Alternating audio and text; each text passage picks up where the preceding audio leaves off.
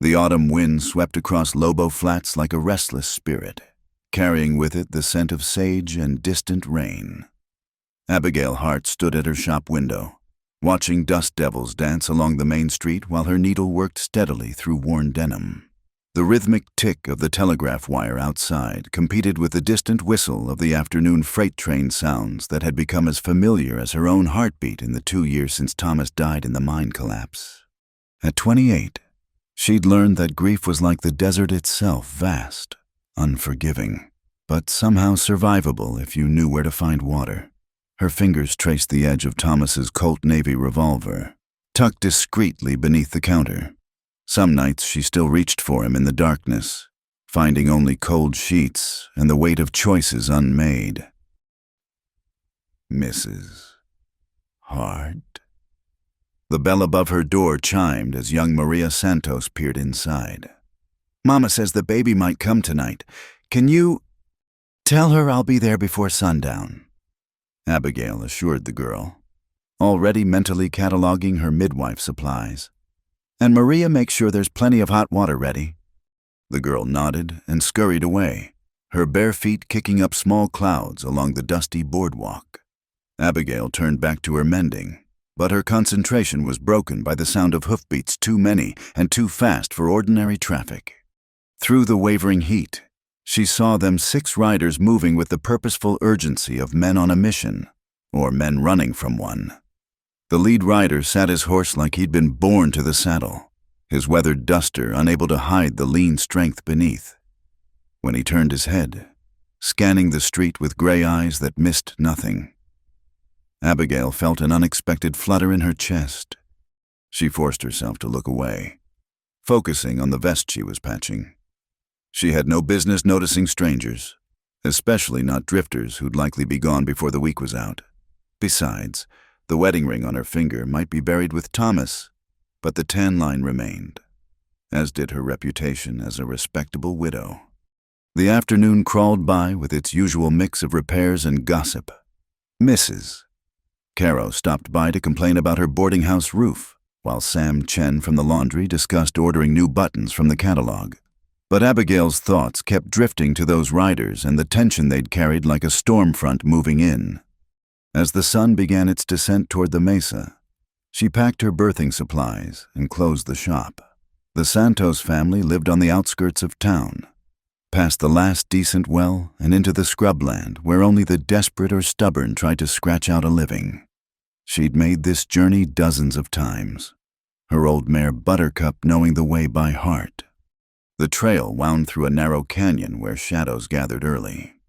Abigail had just rounded the bend near Skeleton Rock when the shot rang out. Buttercup reared, nearly throwing her from the saddle. Men emerged from behind the rocks, 4 of them, faces masked with bandanas, rifles gleaming in the dying light. Her supply wagon, following behind, creaked to a halt as the driver raised his hands. "Well, well," the lead bandit drawled, his voice muffled but familiar. "What have we here, the widow Hart, all alone?" Abigail's hand moved toward the Colt at her hip, but stopped as rifles swung her way. Her heart hammered, but she kept her voice steady. "I'm needed at the Santos place. You boys have no quarrel with me or my supplies?" "Maybe we do, maybe we don't." The man stepped closer, and she caught a glimpse of pale blue eyes above the bandana. Jeb Hadley, she'd know those eyes anywhere. One of Silas Crow's men, which meant this was no random robbery. The sound came from nowhere, hoofbeats, fast and hard. The gray-eyed stranger from town burst around the canyon wall, his horse's hooves striking sparks from the stones. He didn't slow, didn't hesitate, just drew and fired in one fluid motion that spoke of long practice and deadly skill. 2 bandits dropped their rifles. Clutching wounded hands, the stranger's horse wheeled, and suddenly he was between Abigail and the outlaws, his revolver steady as a compass needle pointing north. "The lady said she has business elsewhere," he said quietly. His voice carried the soft drawl of Texas mixed with something harder, like whiskey over broken glass. "I suggest you boys find some of your own."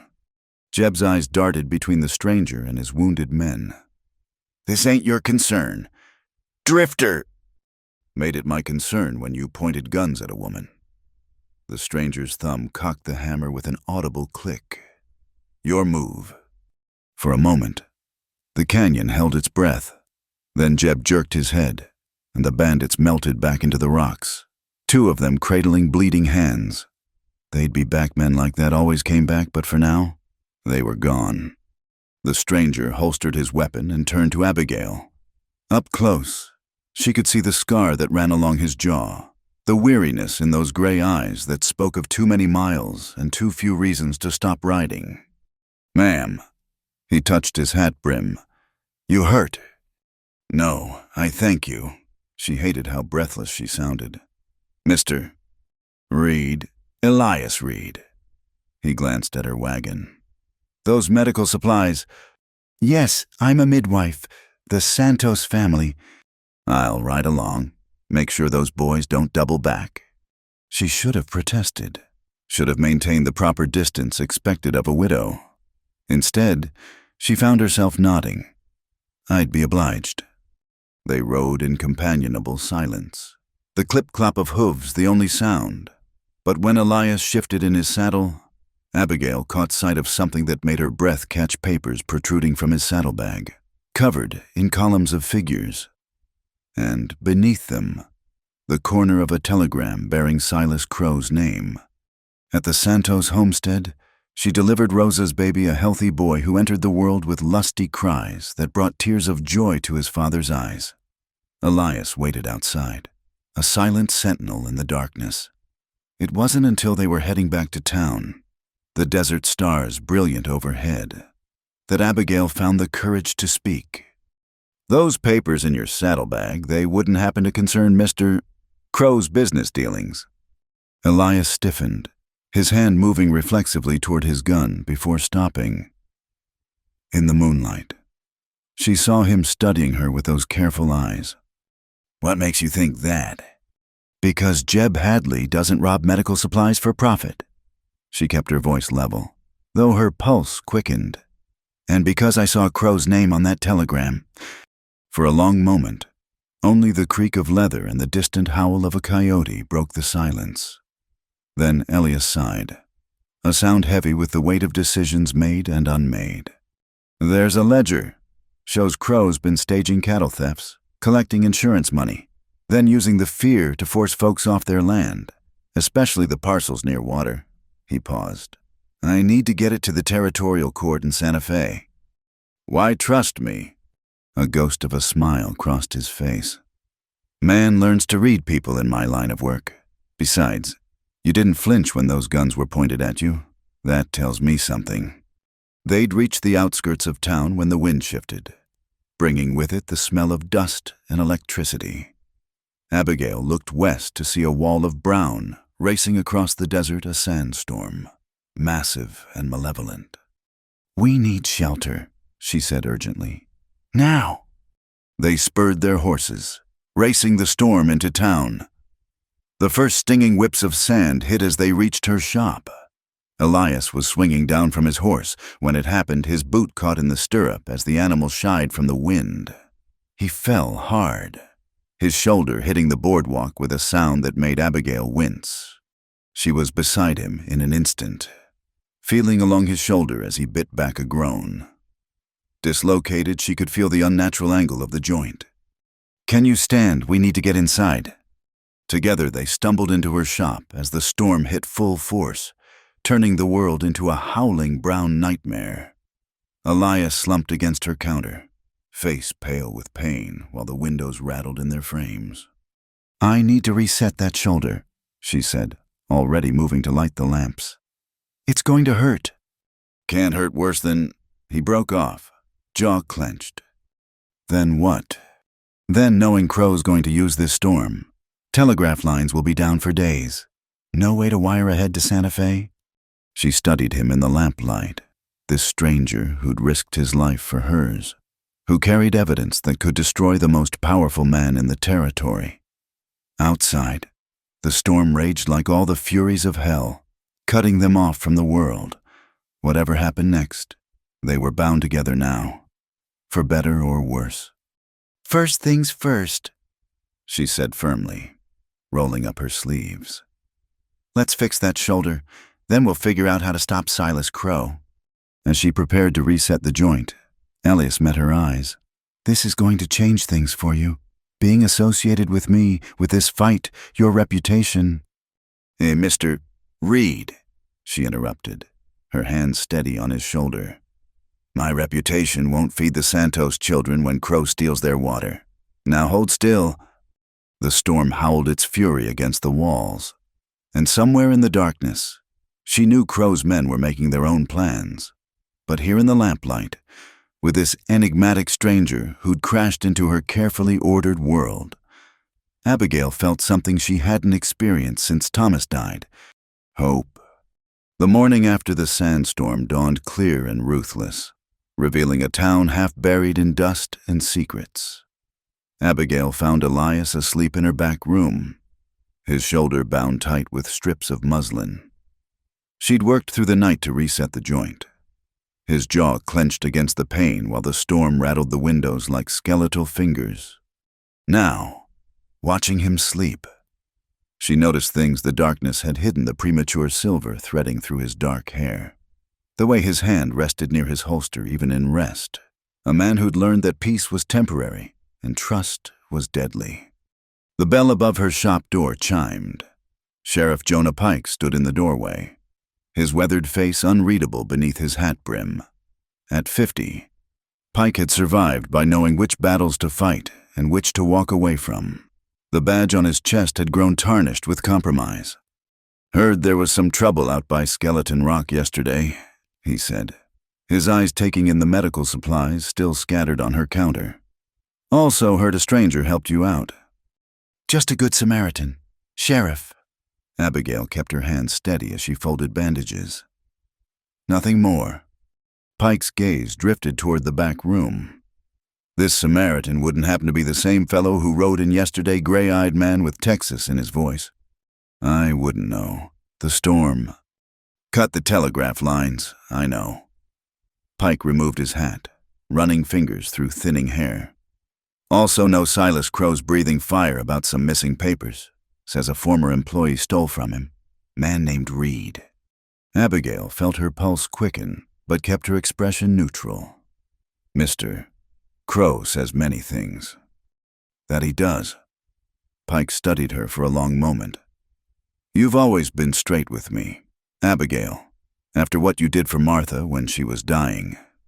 He trailed off, then set his hat back on his head. Just be careful. Crow's called a town meeting for noon. Something about water rights and protecting the community from thieves and outsiders. After he left, Abigail found Elias awake and listening, his face grim. I should leave, he said, testing his shoulder with a careful rotation. No sense bringing Crow's trouble to your door. Too late for that. She handed him a cup of coffee, strong and black. Besides, you'll need that shoulder working proper before you can ride. A few days at least. I don't have days. Every hour that ledger stays hidden is another hour Crow has to... A knock interrupted him. Through the window, Abigail saw Maria Santos, her face streaked with tears. Mrs. Hart, please, you must come. Abigail's heart sank. The baby. No, the baby is well. But our grain storage, it burned in the night. Everything is gone. Papa says it was no accident. Elias was on his feet, strapping on his gun belt despite his injured shoulder. Where's your father now? At home, trying to salvage what he can. They found Miguel Santos sifting through the smoldering ruins of what had been his family's winter stores. The smell of burned grain hung thick in the air, mixing with the acrid stench of kerosene. Several neighbors had gathered, their faces dark with anger and fear. Third fire this month, Chen said, his usually calm demeanor cracked with fury. First the Navajo trading post, then Widow Johnson's chicken coop. Now this. All families who wouldn't sell water access, Miguel added bitterly. Crow doesn't even pretend anymore. Elias knelt by the ashes, studying the burn pattern. See here, fire started in 3 places at once. Professional work. He looked up at Abigail. Where I come from, we called this burnout persuasion. And where's that exactly? A new voice demanded. Jeb Hadley swaggered into view, his left hand sporting a fresh bandage from yesterday's encounter. Where does a drifter come from? Asking questions about honest folks' misfortunes. Honest folks don't usually need 6 men to rob a midwife, Abigail said sharply. Jeb's face darkened. Careful, widow. Your mourning period's long over. Some might say you're getting too comfortable with strangers. Some might say you're getting too comfortable with kerosene, Elias countered, rising slowly. Despite his injury, there was something dangerous in his stance that made Jeb step back. Easy, everyone. Sheriff Pike appeared, looking older than his years. No proof of anything here except an unfortunate fire. Miguel, I'll file a report, but without witnesses. There are never witnesses, Rosa Santos said bitterly, clutching her newborn. Not when Crow owns half the town. The noon meeting was held in the Calvary Baptist Church, its whitewashed walls offering little comfort against the tension that crackled like lightning.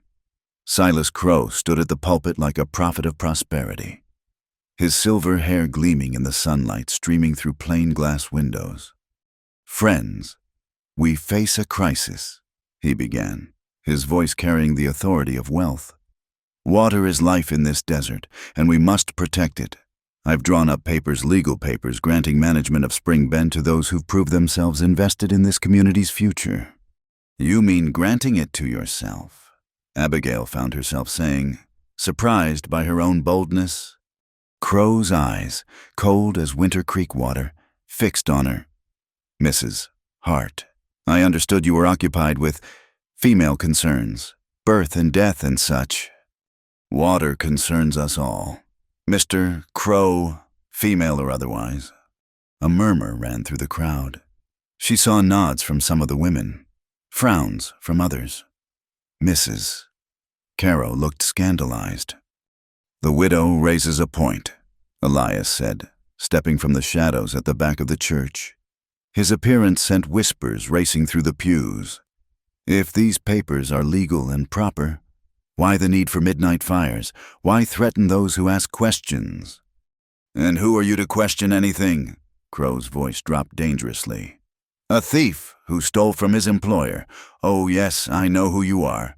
Mr. Reed, former bookkeeper who betrayed my trust and took property belonging to the Crow Cattle Company.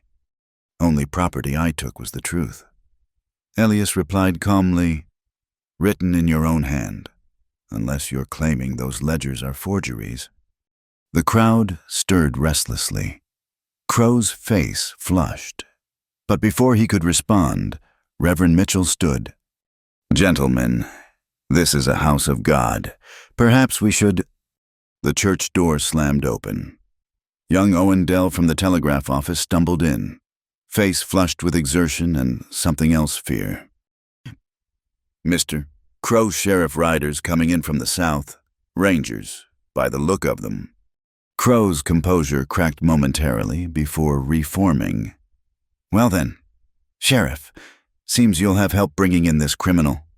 But Pike was studying Owen with odd intensity. Rangers, you say funny thing lines are still down from the storm. How would Rangers know to come here? Owen's Adam's apple bobbed. Maybe they were already on patrol? Maybe. Pike's hand rested on his gun butt. Or maybe someone found a way to send a message despite the lines. You wouldn't know anything about that, would you? Son. The boy's guilty glance toward Crow told its own story. Abigail felt pieces clicking into place. Owen had been sending messages for Crow. But to whom? Meeting's adjourned, Pike announced suddenly. Everyone go home, now! As the crowd dispersed, Abigail caught Elias's arm. Those aren't Rangers coming, are they? Hired guns, most likely. Crow's insurance. His gray eyes were calculating distances. Exits. I need to get that ledger. Where is it? He hesitated. Then, hidden at the old mission, figured holy ground might protect it. I know a back way, but your shoulder. We'll have to hold. He touched her hand briefly. You've done enough. This isn't your fight. It became my fight when they burned out my patience. She squared her shoulders. Besides, you'll need someone to watch your back. That shoulder won't let you draw fast enough. They slipped out during the confusion, taking Abigail's knowledge of back alleys and forgotten paths. The mission ruins sat 2 miles north of town, adobe walls crumbling back to earth. Elias retrieved an oilskin packet from beneath the altar stones while Abigail kept watch. Got it. Now we just need to... going somewhere. They turned to find Jeb Hadley and 5 men blocking the entrance. Guns drawn? Jeb's grin was ugly with triumph. Mister, Crow figured you'd come here. Something about criminals returning to the scene. He gestured with his pistol. The ledger. Toss it over. Can't do that, Elias said quietly. Then the widow dies first. The gun swinging toward her seemed to move in slow motion. She saw Elias's hand blur toward his holster, knew his injured shoulder would make him too slow. Her own hand found Thomas's Colt. Muscle memory from 100 practice draws taking over. The shots came like thunder in the confined space. Jeb's bullet whined past her ear. Her own caught him in the shoulder, spinning him back. Elias, despite his injury, had managed to draw and fire, taking down 2 men before they could clear leather.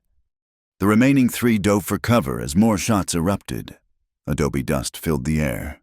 Abigail pressed against the wall, heart hammering as bullets chipped stone inches from her head. "The bell tower!" Elias shouted. "Go!" They ran, zigzagging across open ground as lead hornets buzzed past. The tower stairs were crumbling, treacherous, but they climbed, Elias grimacing with each movement of his shoulder. At the top, they had a defensive position but no escape route. Below, Jeb clutched his bleeding shoulder, organizing his remaining men for an assault.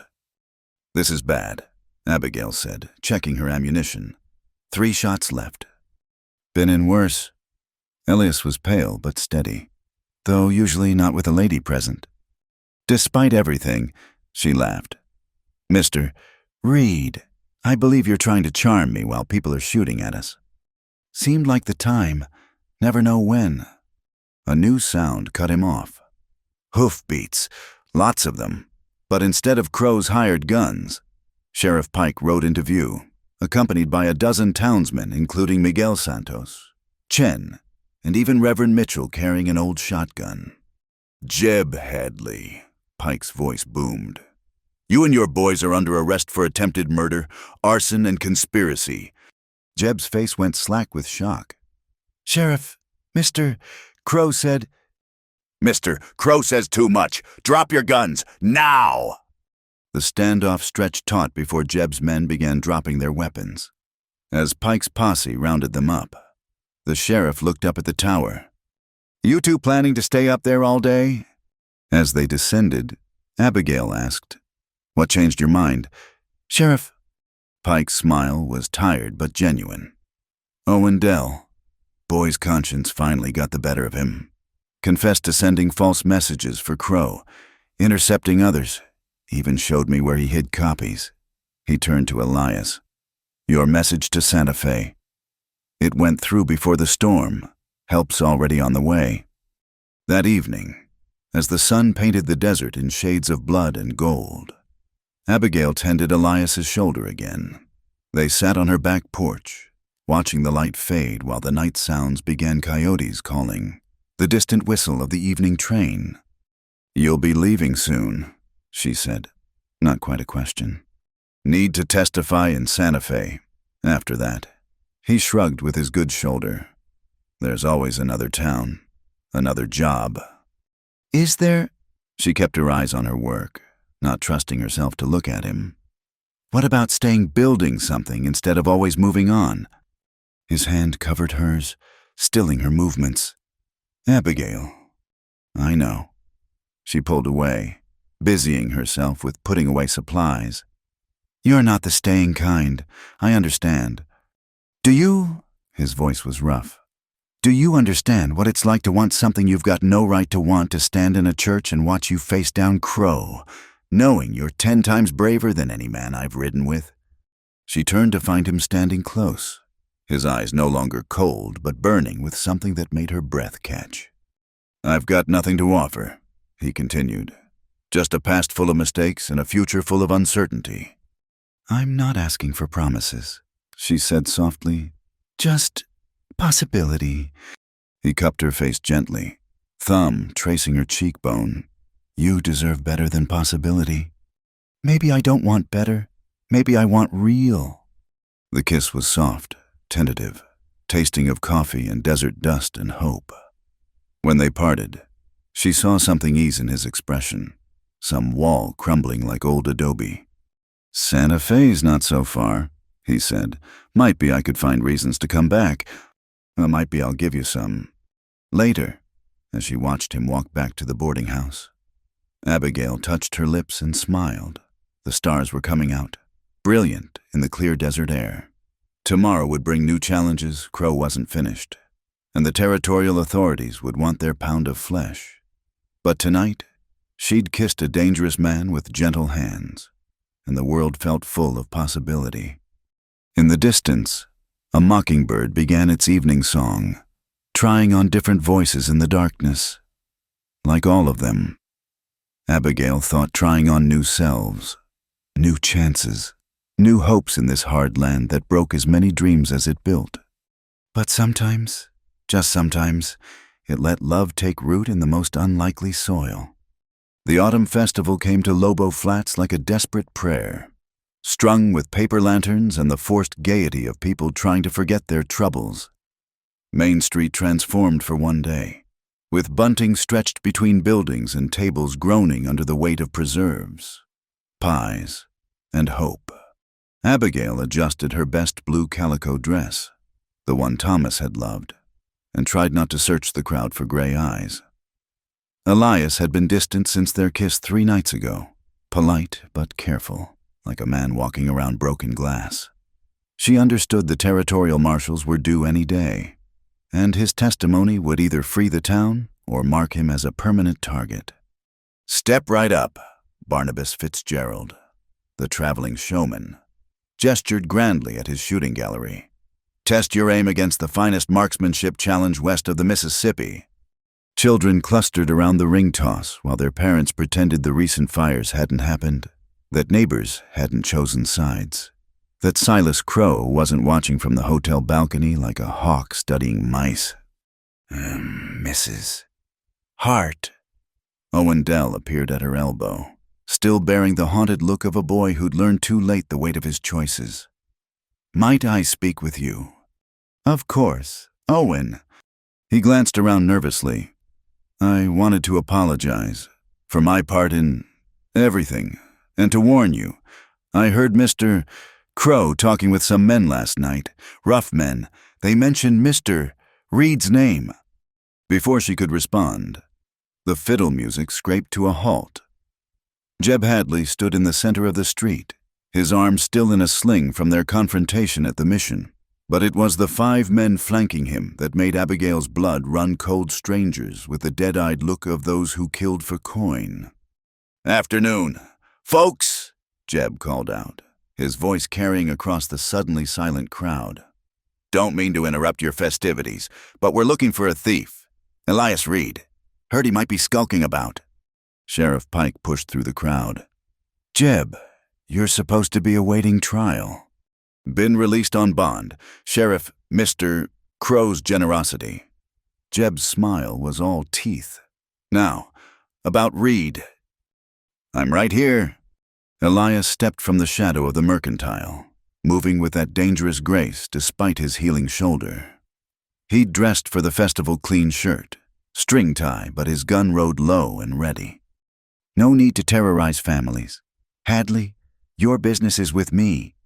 That it is. Jeb's good hand hovered near his pistol.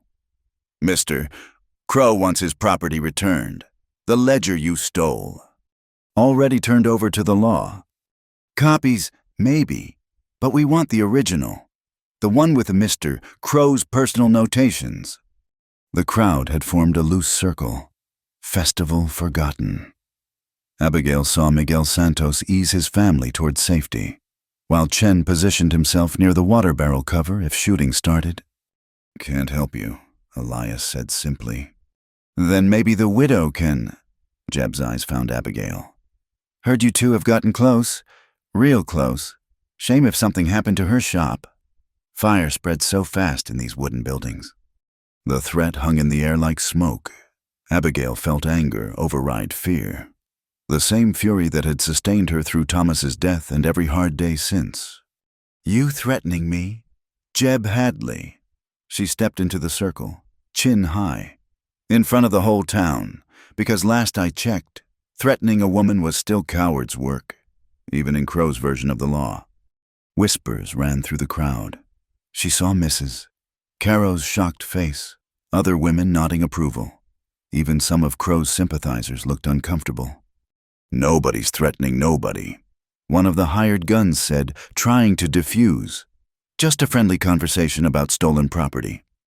"Nothing friendly about it," Reverend Mitchell declared, surprising everyone by stepping forward with his shotgun. "This is a harvest festival, celebrating God's bounty. Take your business elsewhere." More townspeople stepped forward, the baker, the barber, even timid Mrs. Weatherby from the dress shop. Not many, but enough to show the divide in the town wasn't as clear as Crow believed. Jeb's face darkened. "You folks are making a mistake, standing with thieves and loose women." The words were barely out when Elias moved. Not for his gun, but forward, his fist connecting with Jeb's jaw with a crack that echoed off the storefronts. Jeb stumbled back, and suddenly everyone was moving. The hired guns reached for weapons. Pike shouted for order. Someone screamed. But the real violence came from an unexpected quarter the celebration tables. Rosa Santos hurled a pie into one gunman's face. Chen upset the water barrel, sending another sprawling. The schoolmarm, Miss Douglas, swung her parasol like a cavalry saber. In seconds, the carefully orchestrated intimidation devolved into chaos. Abigail found herself backed against a hitching post, Colt in hand, as the melee surged around her. Through the dust and confusion, she saw Elias grappling with two men, his face grim with determination and pain as his shoulder protested. A hand grabbed her arm. She spun, ready to strike, only to find it was Maria Santos. "Mrs. Hart, this way." The girl led her through the chaos to the livery stable's side entrance. Inside, horses stamped nervously at the noise. Abigail was about to go back when the doors burst open and Elias stumbled in, blood streaming from his split lip.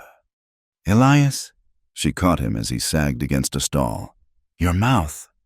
"That's nothing." His words were slurred, thick with blood. "Where?" "Here. Let me see." She tilted his face up, wincing at the damage. His lip was split badly, already swelling. Blood ran down his chin, and she could see he'd bitten his tongue in the fight. "Hold still."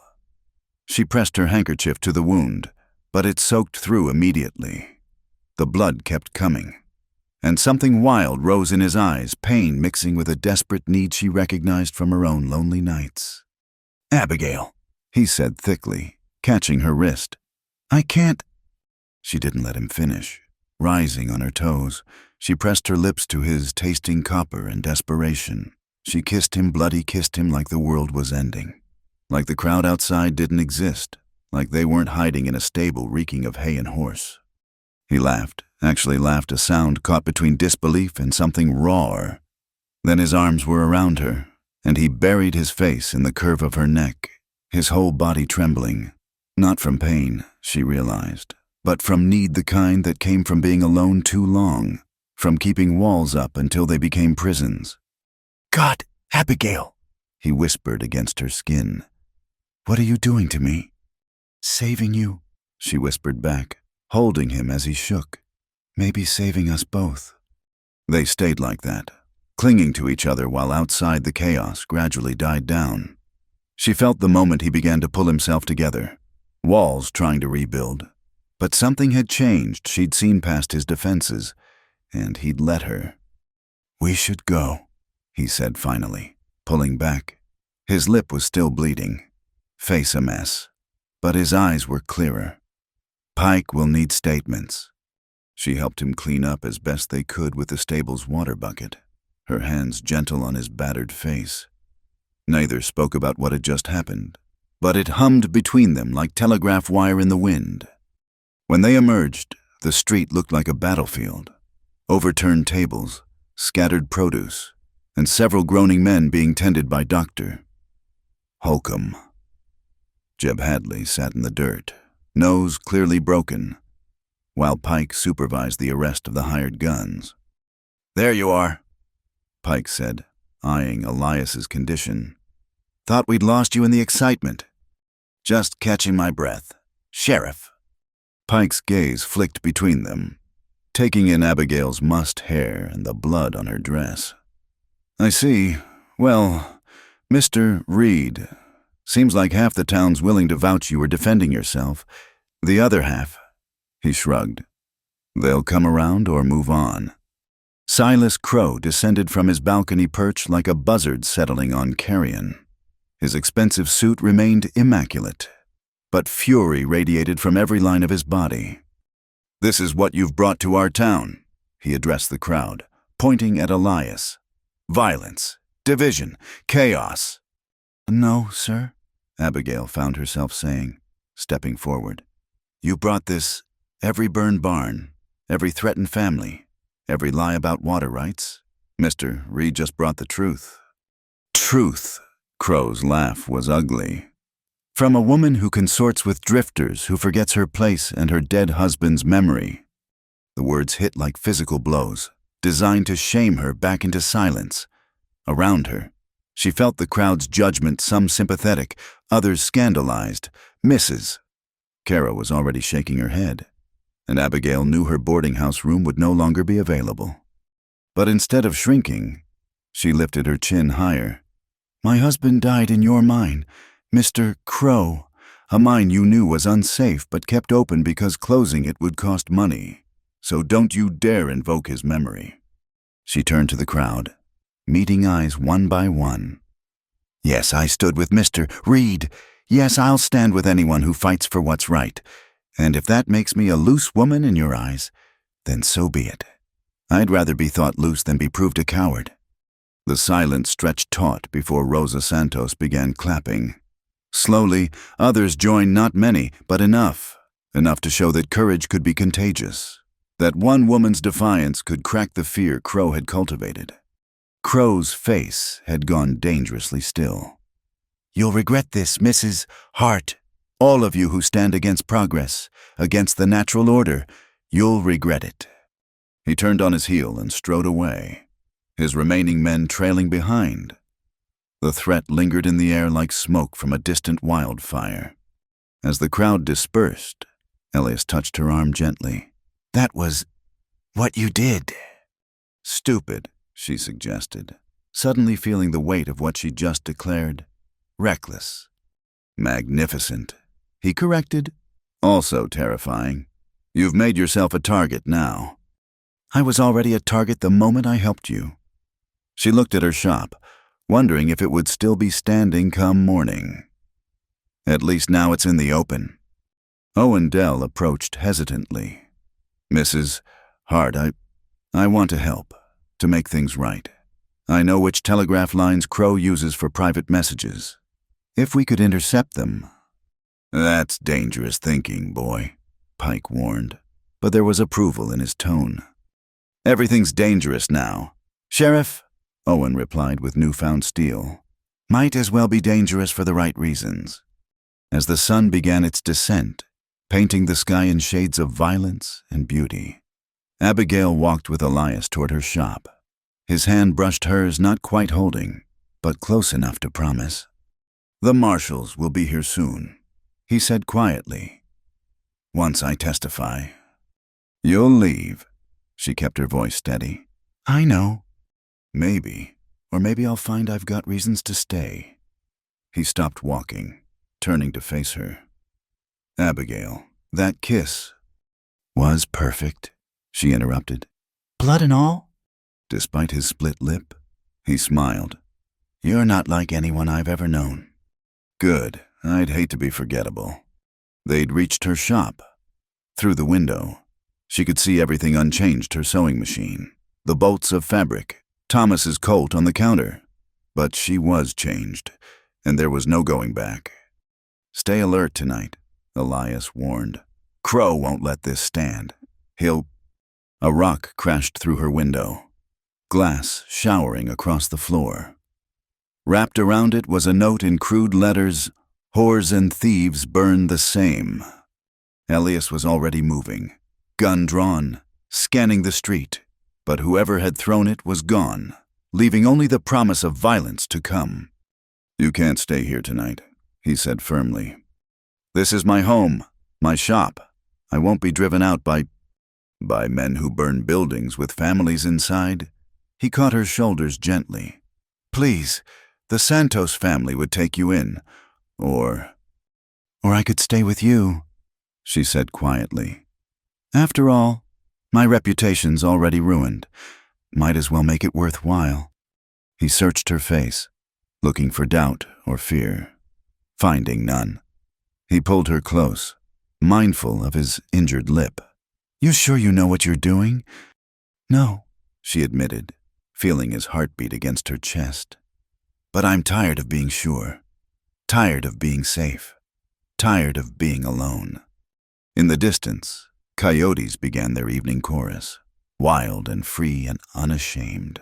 The sound seemed to release something in Elias, the last of his resistance, perhaps, or the first of his surrender. All right, he said softly. But we do this careful. Crow's not done, and the real fight's just beginning. She nodded, then surprised them both by laughing. Look at us. Blood and broken glass and threats of burning. Some courtship. The best ones usually are, he said. And despite everything, or because of it, she believed him. As they prepared to face whatever the night would bring, Abigail touched her lips, still tasting copper and possibility. She'd kissed him bloody in a stable like some wild thing, thrown away her careful widow's reputation, and declared war on the richest man in the territory. And for the first time in 2 years, she felt truly alive. The revelation came with the morning mail, innocent as a rattlesnake in a woodpile. Owen Dell stood in Abigail's makeshift quarters at the Santos house, his young face twisted with guilt and determination. I've been a fool, he said simply, laying a bundle of carbon copies on the table. Worse than a fool, a traitor, but maybe I can make it right. Elias studied the papers, his expression darkening with each page. These are telegrams Crow never meant to send, communications with judges, territorial officials. He looked up sharply. Owen, how long have you been keeping copies? Since the beginning, Mr. Crow paid me extra to handle his private messages. Paid me to lose certain incoming wires, too. The boy's voice cracked. I needed the money. My ma's sick, and... But that's no excuse. Not after what he's done to folks here. Abigail read over Elias's shoulder, her stomach turning. The messages outlined bribes, threats, and worse. A systematic campaign to control the water rights throughout the valley. But it was the latest message that made her blood run cold. Reed problem requires permanent solution. Marshall diverted. Proceed sunset. That's today, she breathed.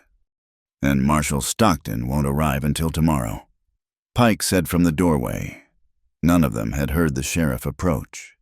Came to warn you. Judge Bentley just issued a warrant for your arrest. Reed, horse theft.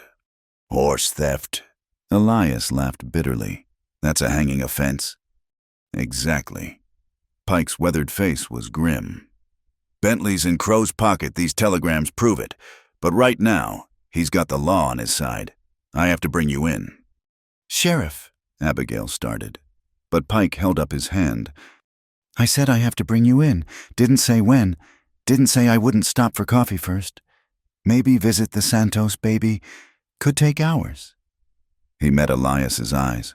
But come nightfall, If you're not in my jail, they'll send someone else, someone less inclined to delay.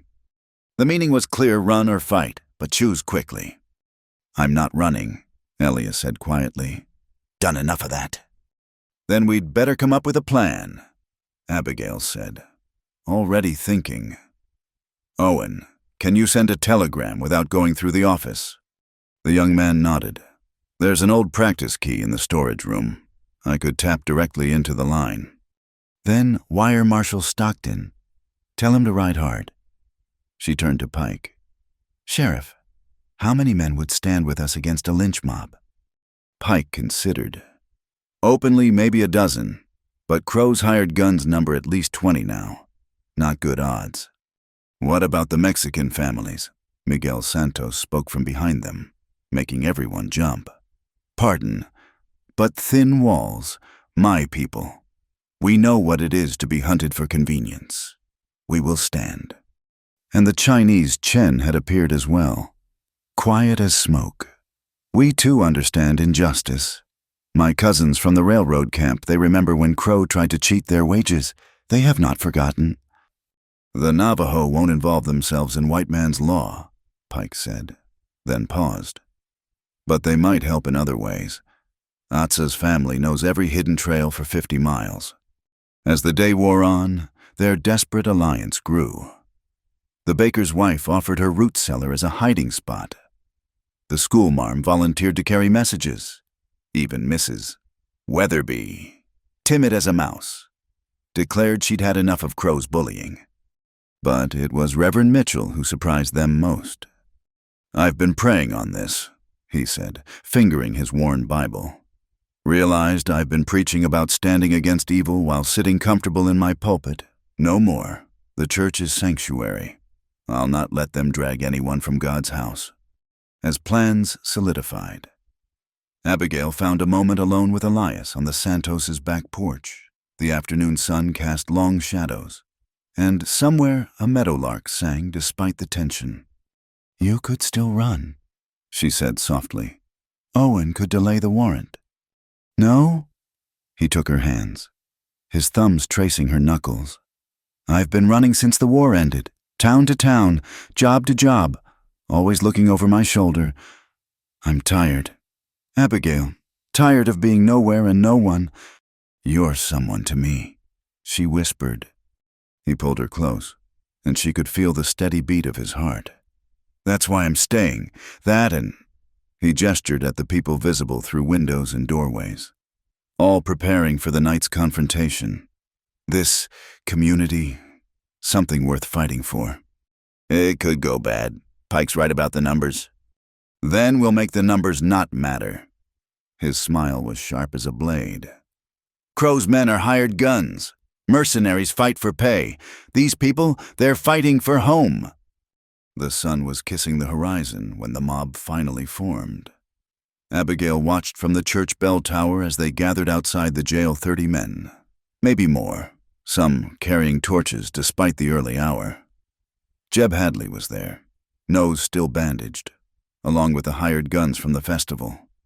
But Crow himself stood apart, clean and cold as winter morning, letting others dirty their hands while he watched. They're moving, Maria Santos called from below. She'd been stationed as a runner, one of many children serving as an early warning system. The mob approached the jail slowly, confident in their numbers. Pike stood on the porch, badge glinting in the dying light, shotgun cradled in his arms. Evening, boys, he said conversationally. Little late for social calls. Cut the palaver, Pike, Jeb snarled. We're here for Reed. Judge Bentley's warrant says dead or alive, we ain't particular which. Warrant says I've got till midnight to produce him. Sun's barely down. Plans changed. One of the hired guns stepped forward, rope coiled in his hand. Stand aside, old man. That's when the bells began to ring. First the church bell, deep and sonorous. Then the school bell joined in, followed by the fire bell. Soon every bell in town was clanging, a cacophony that brought people from their homes. They came carrying lanterns and lamps. creating pools of light in the gathering darkness. The Mexican families emerged first, led by Miguel Santos. Then came the Chinese workers, silent and determined. Shopkeepers, farmers, even some of Crow's own cowboys who'd grown sick of his methods. But the real shock came when the women appeared. Abigail led them, Thomas's colt on her hip and determination in her stride. Behind her came Rosa Santos, the schoolmarm, the baker's wife, and 24 others. They formed a line between the mob and the jail, faces set and unafraid. "You'd shoot women," Abigail called out. "Is that what you've become?" Jeb Hadley. "This ain't women's business," someone shouted. "Get home where you belong." "This is our home," Rosa replied, her baby cradled in one arm, her husband's old pistol in the other. "We stand with those who defend it." The mob stirred uneasily. Shooting an armed man was one thing, firing on women and children was another. Even hired guns had lines they hesitated to cross. "Enough of this theater." Crow finally spoke, his voice cutting through the noise. "These people are harboring a criminal. The law you purchased." Elias emerged from the church, flanked by Reverend Mitchell. "The judges you bribed, the witnesses you threatened. That law." He held up the telegrams Owen had preserved. "I have here proof of conspiracy, bribery, and attempted murder." "Your own words. Crow, in your own hand." "Forgeries," Crow said smoothly. "The desperate lies of a thief." "Then you won't mind if we test them." A new voice said. Marshal Stockton rode into view, dust-covered and hard-eyed, his federal badge gleaming. Behind him rode 6 deputies. "Got an interesting wire about corruption in my jurisdiction. Rode straight through." The mob began to fragment. Hired guns calculating whether Crow's pay was worth facing federal authority. But Crow himself stood unmoved. "Marshal, I demand you arrest that man for horse theft."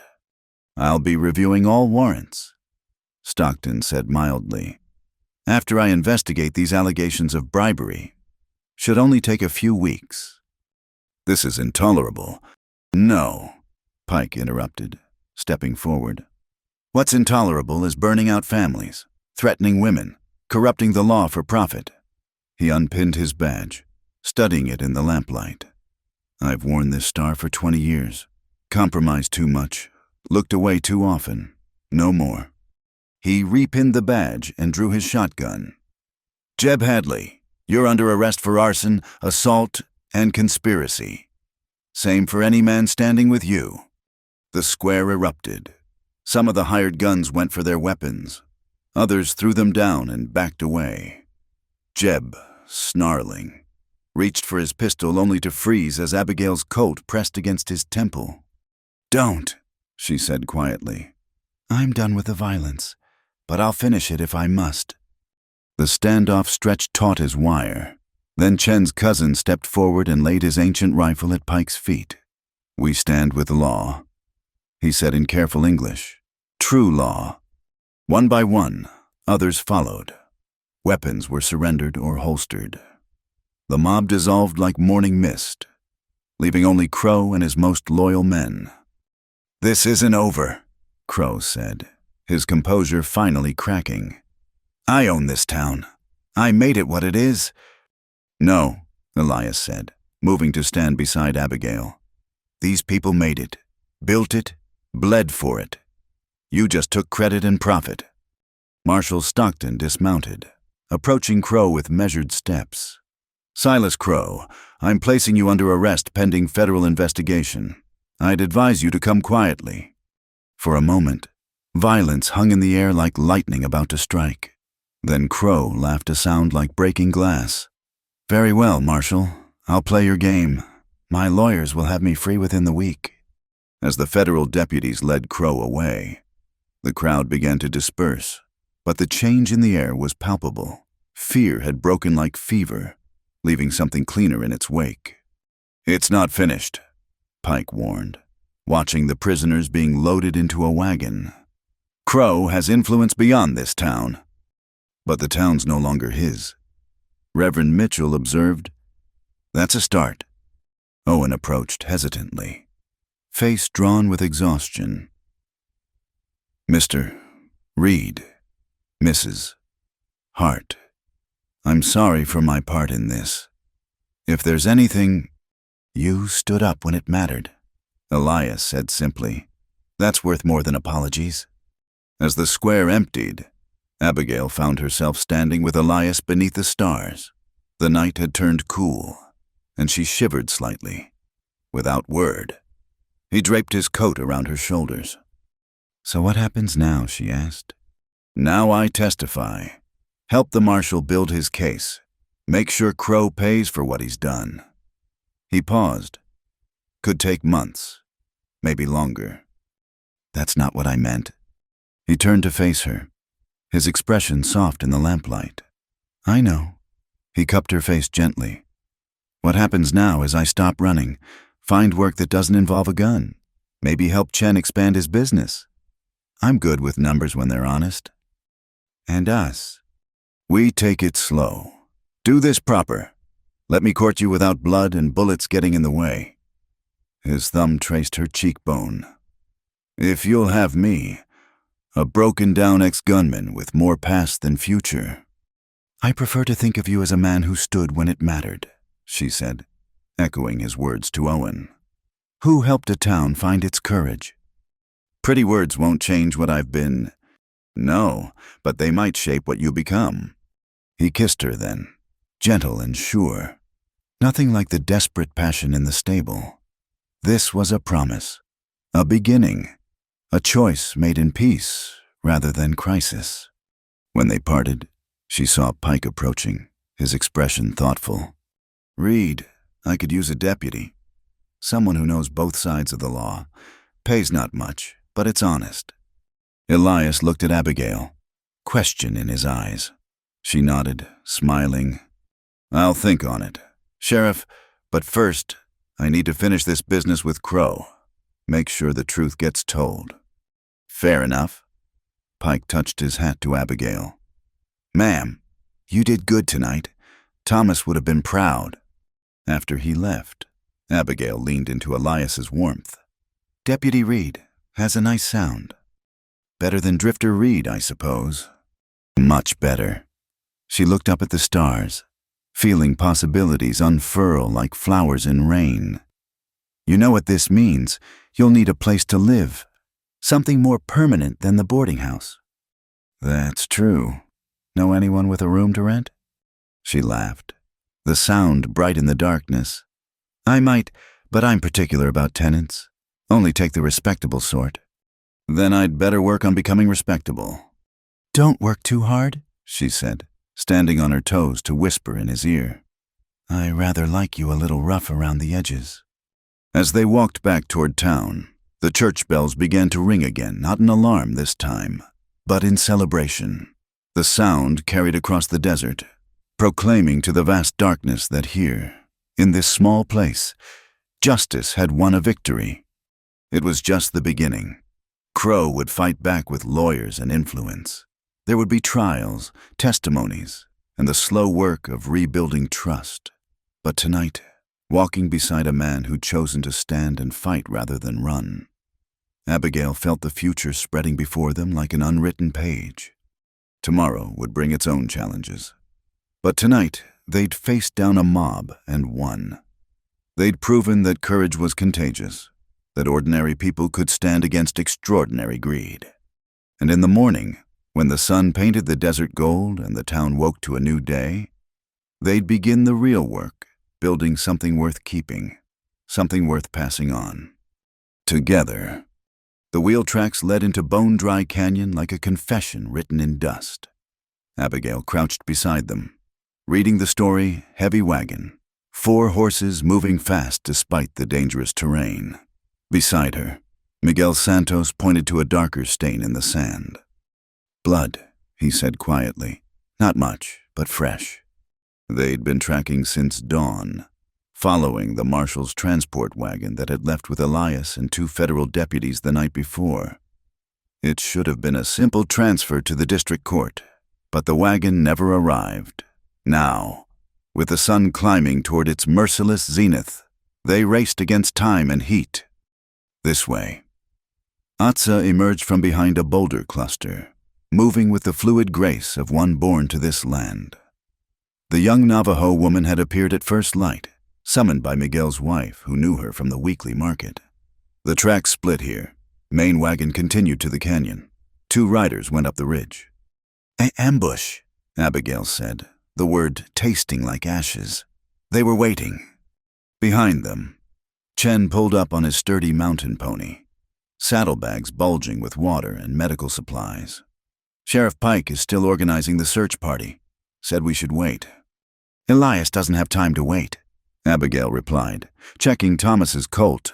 Not in this heat, not if he's hurt. They pushed deeper into the canyon, following traces invisible to untrained eyes, a broken mesquite branch here, a scuff on red rock there. Atsa led them through passages Abigail hadn't known existed, shortcuts that cut hours from their pursuit. The canyon walls rose around them like the architecture of giants, painted in layers of ancient time. Despite the urgency, Abigail found herself awed by the savage beauty until they rounded a bend and found the wagon. It lay on its side like a dead beetle, wheels spinning lazily in the wind. Deputy Morrison sprawled nearby, a dark stain spreading beneath him. No sign of Deputy Carter, Elias, or the drivers. Abigail was off her horse before it fully stopped, kneeling beside Morrison. Still breathing, but barely. The wound in his side spoke of close-range shooting betrayal rather than ambush. "Help me," she ordered, already tearing strips from her petticoat. Miguel and Chen rushed to assist, while Atsa studied the ground with fierce concentration. 4 men took them, she announced. That way, toward the salt flats. Moving fast, but not running. They have prisoners. Morrison's eyes fluttered open as Abigail pressed the makeshift bandage to his wound. Mrs. Hart. Save your strength. No. Listen.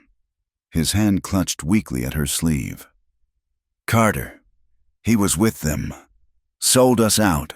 For Crow's gold. The betrayal stung, but didn't surprise. Crow's reach was long, his pockets deep. Where did they take Elias? Station. The old stage station. Vega is waiting. His eyes rolled back, unconscious again, but breathing. We need to get him to shelter. Chen said, he'll die in this heat. There. Atsa pointed to a deep overhang in the canyon wall. Water sometimes pools there after rain. They moved Morrison carefully, making him as comfortable as possible in the shade. Chen stayed behind to tend him while Abigail, Miguel, and Atsa pressed on. The trail led out of the canyon and into the white hell of the salt flats. Here, the heat became a living thing, pressing down like a giant's hand. Mirages danced on the horizon, false lakes that promised relief but delivered only more burning alkali dust. There, Miguel pointed to dark specks in the shimmering distance. Buildings! The abandoned stage station squatted on a low rise, weathered boards gray as old bones. Once it had been a vital link in the mail route. Now it served darker purposes. They left the horses in a dry wash and approached on foot, using scattered rocks and dying greasewood for cover, through cracks in the warped boards. Abigail could see movement men pacing, waiting. Then she saw him. Elias sat propped against the far wall, hands bound, face bloody but alert. Vega, she recognized Crow's enforcer from wanted posters, paced before him like a patient cat. Carter stood guard, nervous sweat staining his federal uniform. Told you already. Elias was saying, voice rough but steady. The ledger's with Marshal Stockton. Killing me won't change that. But it'll send a message. Vega replied pleasantly. He had the soft voice of a man who enjoyed his work. Besides, Mr. Crow wants to know what else you might have hidden. Amazing what a man remembers when properly motivated. Abigail's hands tightened on her rifle. 3 other men lounged around the station, hired guns, but relaxed, confident in their numbers and isolation. They hadn't counted on being followed so quickly, or by people who knew the land. Atsa touched her shoulder, pointed to the roof. A broken section offered entry. Miguel nodded, understanding the wordless plan. He'd circle to the back door. Atsa would take the roof. Abigail would hold their attention from the front. They moved like ghosts, years of survival teaching patience. When everyone was in position, Abigail stepped into view, rifle steady. Vega, every gun in the room swung her way, but she stood exposed in the doorway, gambling on their hesitation to shoot a woman. Mrs. Hart. Vega smiled like he'd been expecting her. How delightful, though I'm afraid you've arrived at an awkward moment. Let him go. You've got no lawful authority here. Lawful, Vega laughed. My dear woman, we're 20 miles from anywhere. Law is what I say it is. Then let me clarify the situation. She kept her voice steady despite her racing heart. You're surrounded. Sheriff Pike's posse is minutes behind us. Surrender now, and you might live to see trial. Nice bluff, but I count one woman with a rifle. Hardly. The roof exploded inward as Atsa dropped through, moving like a mountain cat. Her knife flashed, and one hired gun went down, clutching his shoulder. Miguel burst through the back door, shotgun booming. Another man spun away, crying out. Abigail dove aside as bullets splintered the door frame where she'd stood. The station became a chaos of gun smoke and shouts. Through it all, she saw Elias surge to his feet, using his bound hands to club Carter across the face. A bullet whined past her ear. She fired back, seeing Vega dive behind overturned furniture. Everything narrowed to instinct and motion dodge. Shoot! Reload! The acrid smoke burned her eyes, but she kept moving, working her way toward Elias. Miguel's shotgun spoke again. Atsa moved through the chaos like smoke, her traditional training making her nearly impossible to target. But they were still outnumbered, and Vega was no amateur. Enough. The enforcer rose from cover. Pistol pressed to Elias's temple. Everyone stop, or Reed dies. The firing ceased. In the sudden silence, Abigail could hear her own harsh breathing and the moans of wounded men. Better, Vega said. Now, everyone drops their weapons, or... Elias moved. Despite his bonds, he twisted with sudden violence, head-butting Vega's chin. The gun went off, deafeningly close, but the shot went wild. They grappled, Vega's greater strength against Elias's desperation. Abigail didn't think. She just moved, crossing the space in 3 strides. Vega saw her coming, tried to turn his gun her way. Time slowed as she saw the black eye of the barrel swinging toward her. Then Elias was there, throwing himself between them. The bullet meant for her caught him high in the shoulder, spinning him back. He hit the wall and slid down, leaving a red smear on the weathered wood. No! The word tore from her throat as she brought her rifle up. The shot was pure instinct. Hours of practice distilled into one moment. Vega staggered back, looking surprised at the spreading stain on his chest. He tried to speak, then toppled forward. She was kneeling beside Elias before Vega hit the ground, hands already assessing the damage. The bullet had gone through clean, missing the lung, but bleeding freely. His face was pale, eyes glazed with shock. Hey, he managed weakly. Thought we agreed. No more blood. Shut up, she said fiercely, pressing torn fabric to the wound. Just shut up and let me work. The next minutes blurred together, Miguel securing the surviving gunman, Atsa producing herbs from her pouch, creating a poultice with practiced efficiency. The distant sound of hoofbeats Pike's posse finally arriving. Native medicine, Atsa explained quietly as she worked. My grandmother's teaching will stop infection, help healing. Thank you, Abigail whispered, holding Elias's hand as he drifted in and out of consciousness. By the time Pike arrived with Dr. Holcomb, They'd moved Elias to the shade outside, away from the carnage. The doctor, a thin man who'd learned his trade in the war, examined the wound with professional detachment. "Clean through," he announced. "Lucky. Inch lower and we'd be planning a funeral. He'll live, but needs rest. Lots of it." "We can take him to my family's place," Miguel offered. "Rosa knows healing, and it's closer than town." As they fashioned a travois for transport, Pike surveyed the scene grimly. "Vega's dead. 2 others won't make it. Carter's singing like a bird about Crow's escape plan." He looked at Abigail with something like respect. "You 3 did good work. Stupid, reckless work, but good." "We couldn't wait," she said simply. "I know." Pike's expression softened. "For what it's worth, you saved his life. All of you. Morrison too. Chen got him stabilized. Sometimes reckless is what's needed." The journey back was slow, careful. Elias roused occasionally, mumbling apologies that Abigail hushed with gentle touches. As the sun began its descent, painting the desert in shades of fire, they reached the Santos homestead. Rosa took charge immediately, directing them to a clean room, issuing orders for hot water and fresh bandages. As the men carried Elias inside, she caught Abigail's arm. "You love him," she said, not a question.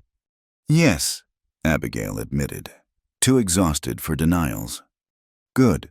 Love gives strength for healing, but you need tending too." She gestured at Abigail's torn clothes, the scrapes and bruises she hadn't noticed. "Come, let Atsa and I help while the men see to him." Later, cleaned and bandaged, Abigail sat beside Elias's bed. He looked younger in sleep, the harsh lines of survival temporarily smoothed. She traced the scar on his jaw with one finger, wondering at the stories written on his skin. His eyes opened, focusing with effort. "Still here? Where else would I be? Smart woman would run. All I bring is trouble." "Then I guess I'm not smart." She leaned down, kissing his forehead gently. "Rest now. Fight later." He caught her hand, holding it despite his weakness. "The ledger. Vega said Crow has another set of books, hidden somewhere. More evidence." "Shh. We'll deal with that when you're healed." "No, listen." His grip tightened with urgency. "The old mission. When I hid the first ledger, I saw a sealed door, Spanish writing. If Crow needed a secure place." I said rest, but she filed the information away. If Crow had hidden more evidence, they'd find it. But not tonight.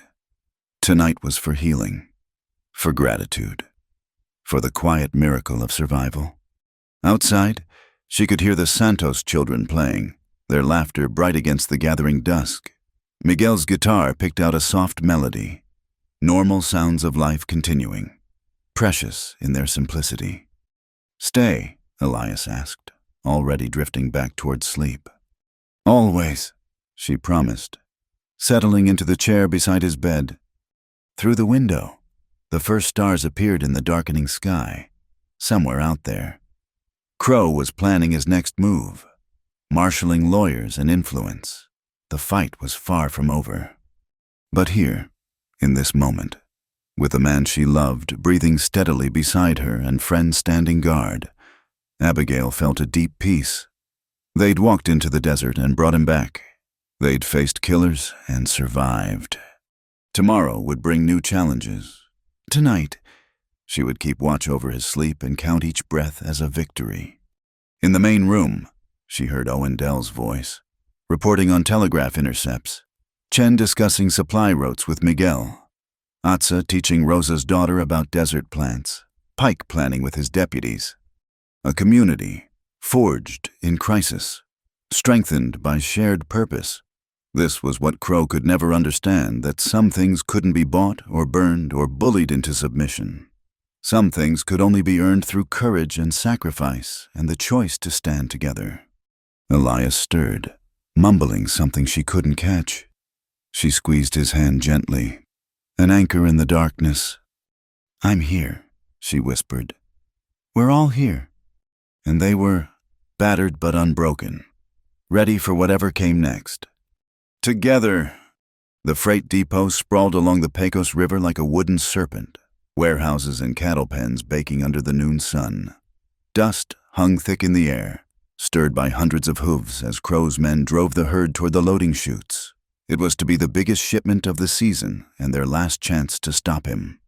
Abigail lay flat on the bluff overlooking the depot, field glasses trained on the activity below.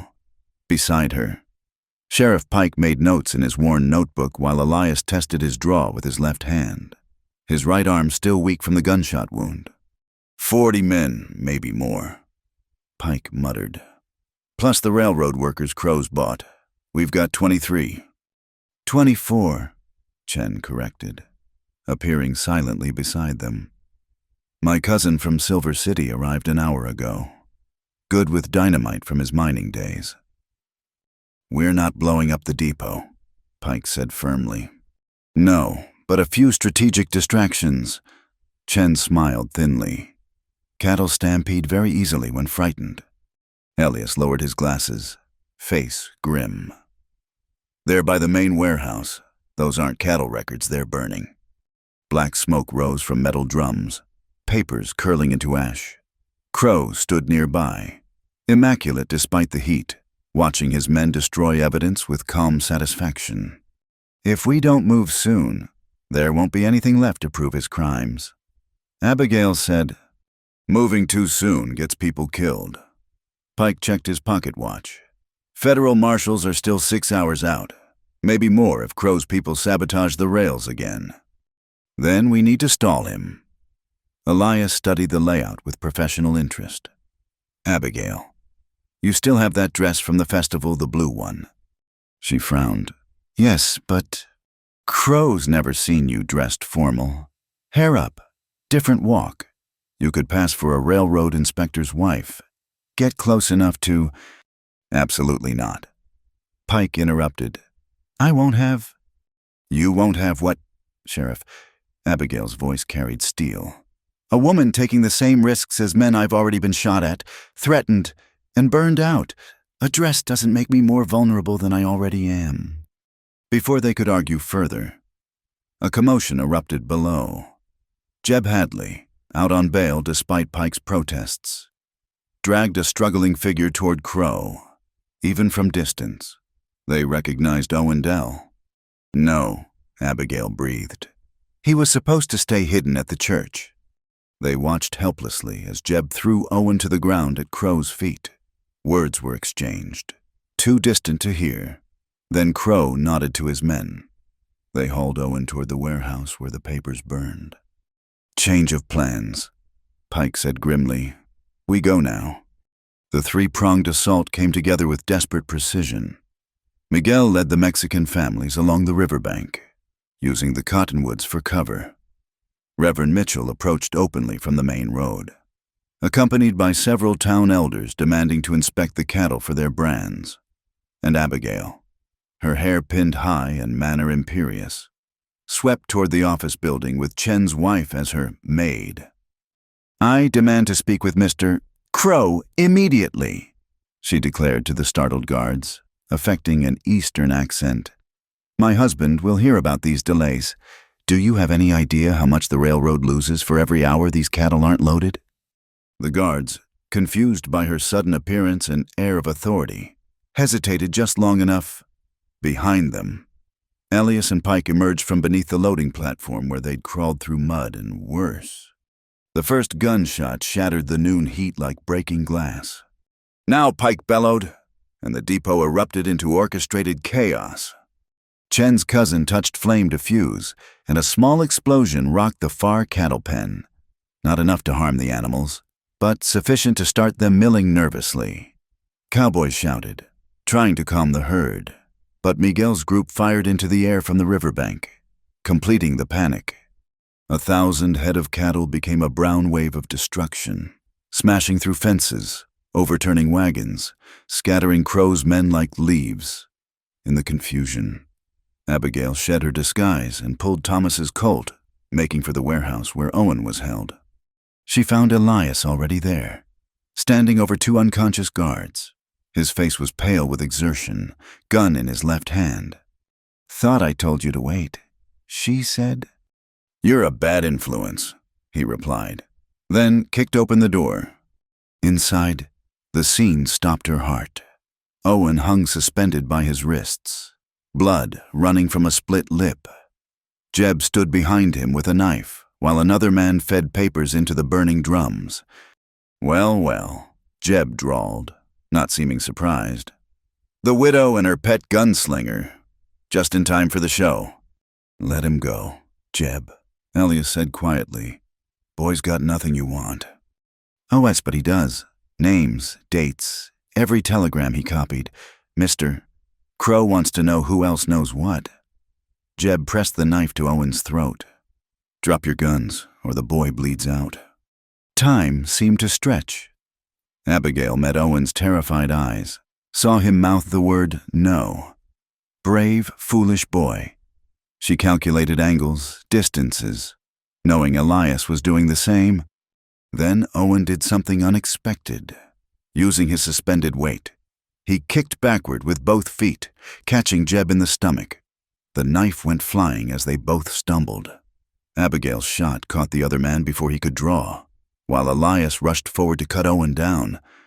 But Jeb was already rolling, coming up with a hidden pistol. The shot was impossibly loud in the enclosed space.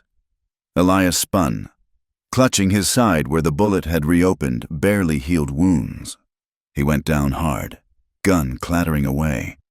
"No," Abigail turned, but Jeb had his gun on her now, smile ugly with triumph. "Should have stayed in your shop, widow.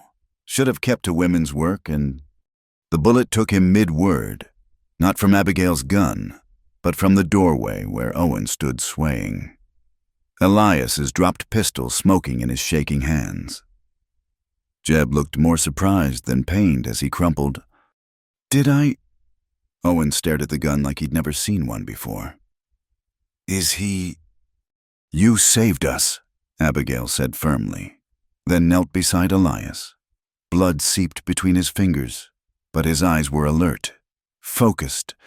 "Not the romantic reunion. I planned—" He wheezed. "Stop talking!" She pressed her hands over his, adding pressure to the wound. "Owen, get help, now!" The boy ran, stumbling but determined. Through the doorway, Abigail could see the battle raging. Pike's people had taken defensive positions while Crow's men regrouped. The stampede had done its work, but now came the hard fighting. "Go!" Elias urged. "They need you out there." "I'm not leaving you." "Stubborn woman, despite everything." He smiled. "Why, I love you." The words hung between them, precious and terrible in their timing.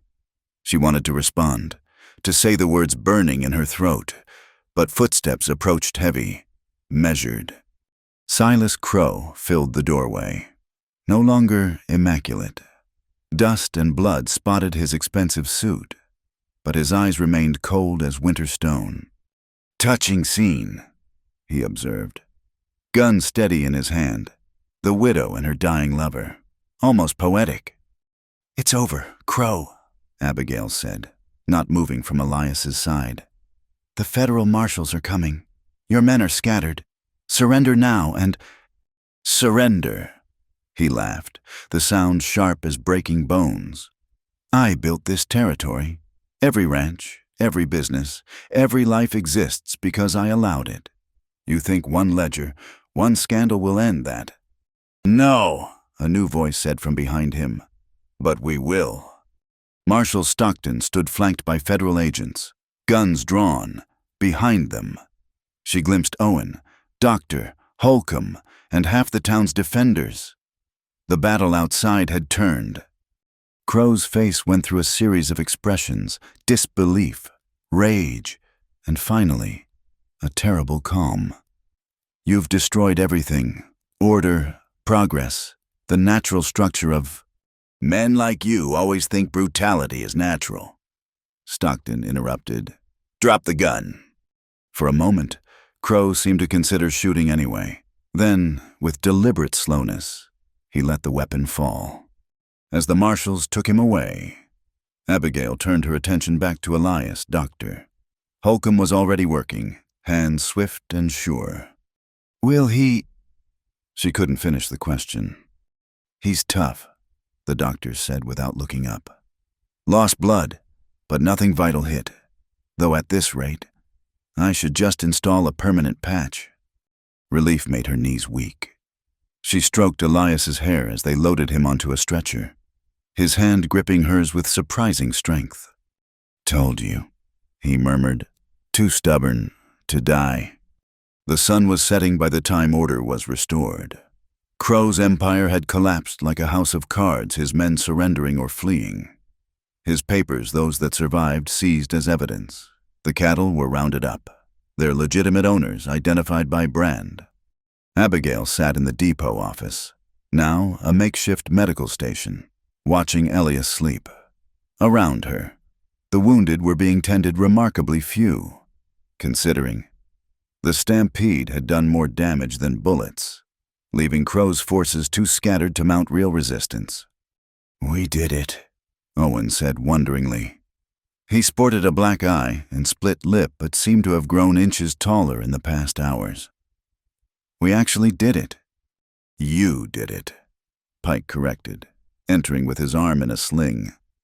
That was a brave thing. Son, stupid, but brave. I couldn't let them hurt Mr. Reed, not after... Owen swallowed hard. After everything I'd done wrong. You made it right when it counted, Abigail assured him. That's what matters. Miguel appeared in the doorway. Mrs. Hart. The Federals want statements, but I told them it could wait until... A commotion outside interrupted him. Through the window, they saw Chen's cousin demonstrating his mining expertise to an appreciative audience, using small charges to collapse the entrance to an old shaft where Crow had hidden more documents.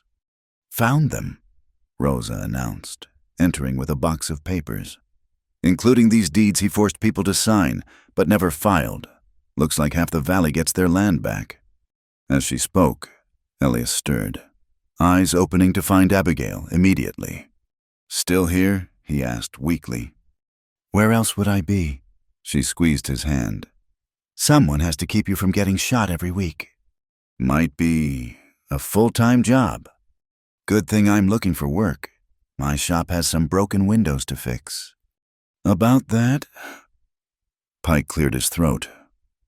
Town council met while you were out here.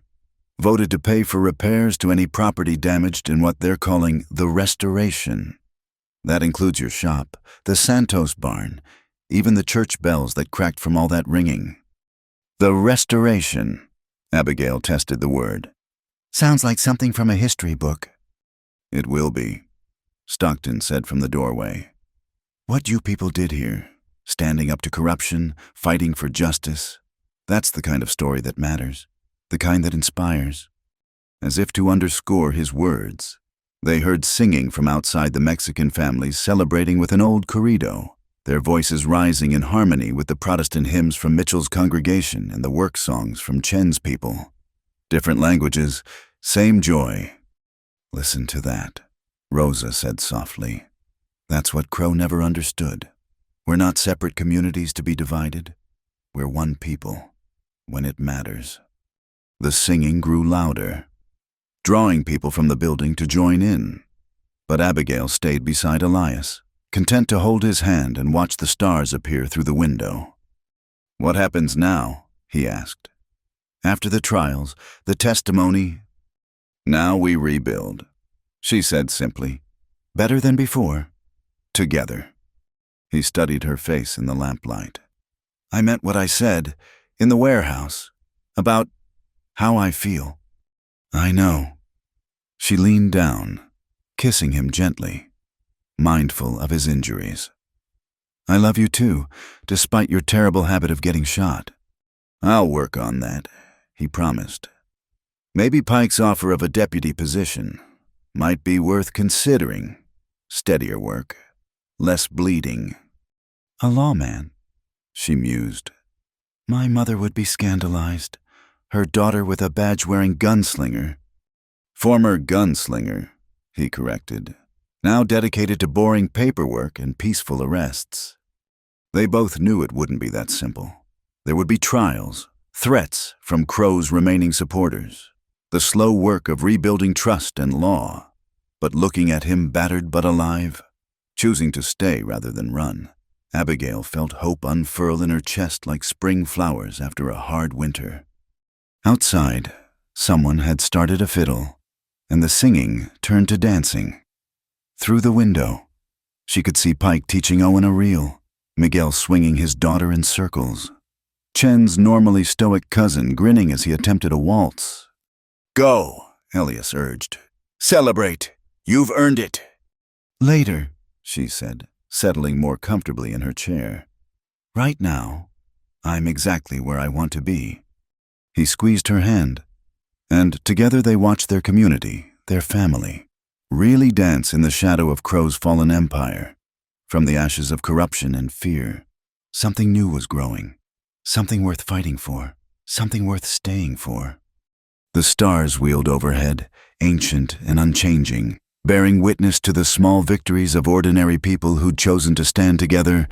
It was enough, more than enough. It was home.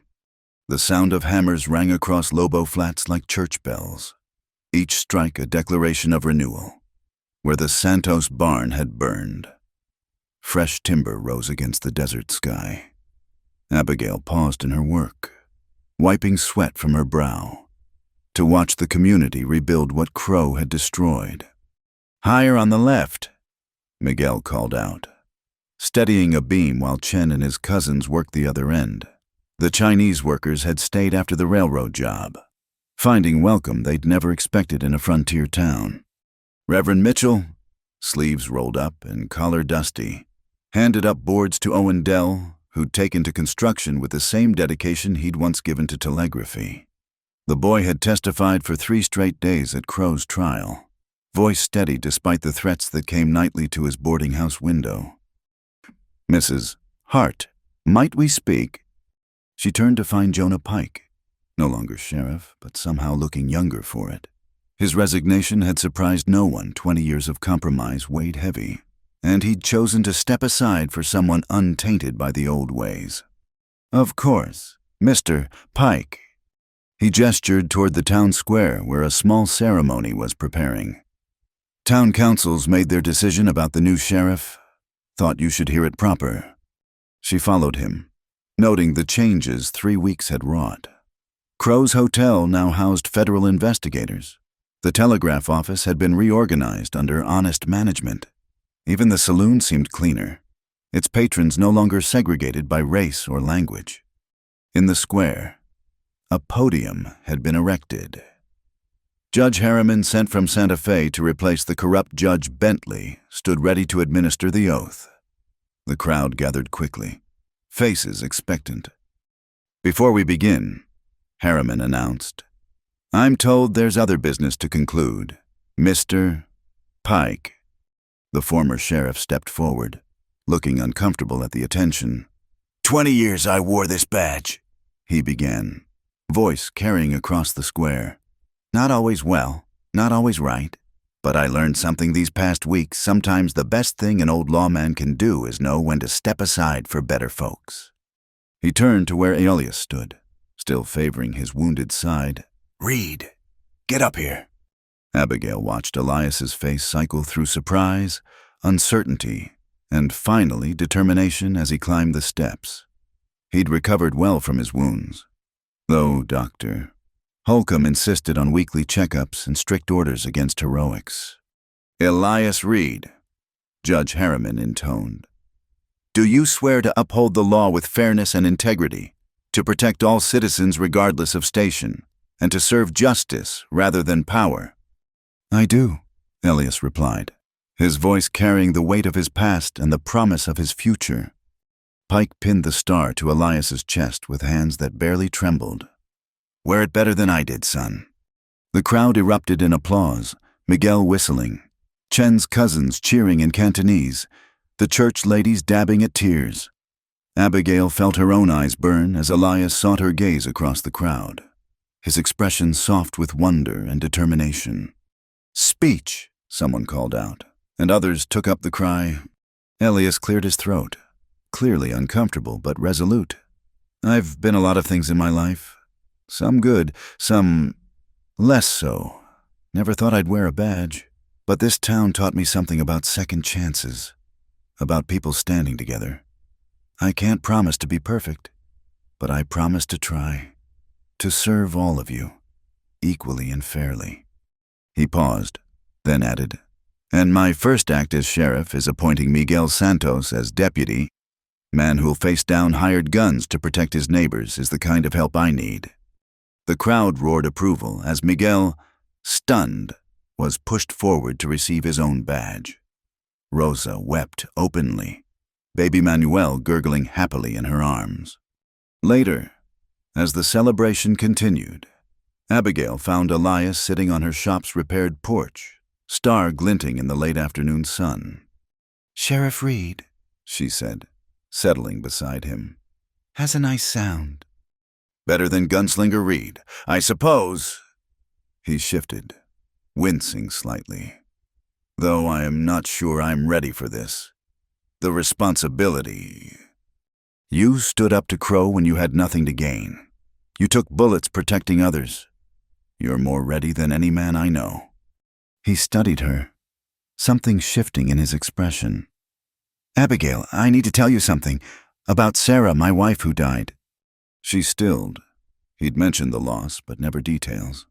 "She died because of me." He continued, voice rough. "Not directly, but I was tracking a bounty. Man found out, went to our farm while I was gone. By the time I got back..." He swallowed hard. "That's why I kept moving. Couldn't stay anywhere that reminded me of failing to protect what mattered." "Elias." "Let me finish." He took her hand, thumb tracing her knuckles. "When I came here, I was just running again. Then I met you, fierce and unafraid and so damn alive. You made me want to stop running, to be the kind of man worth staying for." "You are," she said firmly. "Am I?" He met her eyes. "Because I'm terrified. Abigail, terrified of failing again, of bringing danger to your door, of not being enough." She cupped his face, feeling the familiar roughness of stubble, the warmth of skin. "You think I'm not terrified I lost Thomas to a mine I begged him not to work, spent 2 years convinced caring meant losing. Then you rode in and ruined all my careful walls. Sorry about that." "Don't be." She leaned closer. "Fear's just another word for caring about something worth losing. And you, Elias Reed, are worth the risk." He kissed her then, soft and sure in the dying light. When they parted, she saw peace in his eyes for the first time. "I need to do something," he said suddenly, standing. "Will you come with me?" Curious, she followed him to the cemetery on the hill overlooking town. He led her to a simple stone marked Thomas Hart, then knelt, placing something at its base, his old marshal's badge, the one he'd carried for years. "Man shouldn't carry 2 badges," he said quietly, "or 2 griefs. Thomas, I promise to protect what you loved, to honor what you built, to deserve what you lost." Abigail felt tears slip down her cheeks as she knelt beside him, from beneath her shawl. She withdrew her wedding ring, kept safe since Thomas's death but never worn. "And I promise to live," she whispered, placing the ring beside the badge. "To love again, to build again, to be happy again, without guilt." They stayed there as the sun set, making peace with ghosts and embracing futures. The wind whispered through the desert grass, and somewhere a coyote called, wild and free. Back in town, the building continued. As they walked past the Santos home, Rosa called out from the porch where she was teaching Chen's wife traditional weaving. "Sheriff Mrs. Hart, we're having supper soon. You'll join us." The casual invitation spoke volumes about how the town had changed. No more separate tables, separate lives. Crow's true poison hadn't been his greed, but his divisions, and those were healing faster than any physical wound. "We'd be honored," Elias replied, then whispered to Abigail. "Though people will talk, the new sheriff courting the widow Hart." "Let them," she said, taking his arm properly for the first time in public. "I'm done living for whispers." Inside the Santos home, the table groaned under Rosa's cooking. Owen was there, earnestly discussing telegraph improvements with Chen. Atsa had brought her grandmother, the elderly woman's eyes twinkling as she prescribed herbs for Miguel's construction aches. Even Dr. Holcomb had joined them, swapping war stories with Chen's cousin. To new beginnings, Miguel raised his glass of Rosa's special cider. "To justice served," added Pike from his corner. "To community," Reverend Mitchell chimed in. "To family," Rosa said firmly, encompassing them all with her gaze. "To home," Elias finished quietly, his hand finding Abigail's under the table. They drank, and the conversation flowed like water after drought. Plans were made: a new school that would welcome all children, a medical clinic where Abigail could properly practice the healing she'd learned, a water-sharing agreement that honored all claims fairly. "There's something else," Judge Harriman announced, having arrived fashionably late. "The territorial government has agreed to fund a new courthouse here in Lobo Flats. Seems they're impressed by a town that cleaned its own house." "More construction work," Miguel grinned. "Good for business." "Good for justice," Harriman corrected. "Speaking of which, Mrs. Hart, I'm authorized to offer you a position. The territory needs qualified medical practitioners, and your work during the recent unpleasantness has been noted. Full certification, pending a brief examination." Abigail stared. "But I'm not a doctor. I've had no formal training." "You've delivered 15 babies safely, treated gunshot wounds, prevented a typhoid outbreak with proper sanitation advice, and saved multiple lives. That's more qualification than half the territory's so-called doctors." "Take it," Elias urged. "Town needs healing as much as it needs law." Yes, I accept." Another round of toasts, more plans, more dreams taking shape. As the evening wore on, Abigail found herself on the porch with Elias, watching stars emerge in the vast sky. "No more running," he said, arm around her shoulders. "No more hiding. Think we can handle that." "Together, I think we can handle anything." He shifted, reaching into his pocket. "About that, Abigail Hart, I know we've done everything backwards, met over violence, courted through catastrophe. But I'd like to do one thing proper." Her heart stopped as he produced a simple silver ring. Nothing fancy, but honest and true. "Marry me. Let me build you that life we talked about, peaceful mornings and quiet evenings, and maybe some loud children in between." "Elias," she laughed, crying, both at once. "Yes, of course, yes." He slipped the ring on her finger, and she kissed him there on the porch, not caring who saw. Inside, she heard Rosa shriek with delight, having spotted them through the window. Soon everyone poured out, offering congratulations and advice and joy unrestrained. "When?" Rosa demanded. "Spring will need time for preparations." "Next month," Abigail interrupted, surprising herself. "We've wasted enough time being careful. Here, Owen raised his glass. To Sheriff and Mrs. Reed." "I haven't changed my name yet," she protested, laughing. "Details." Rosa waved dismissively. "Miguel, we'll need lumber for a proper dance floor. Chen, your cousins play music. Yes, Reverend. You'll perform the ceremony." And like that, their wedding became the town's project, everyone contributing something. It was chaotic and presumptuous and perfect. Later, walking home under the stars, Elias squeezed her hand. "Sure you're ready for this small-town sheriff's wife isn't exactly an adventure."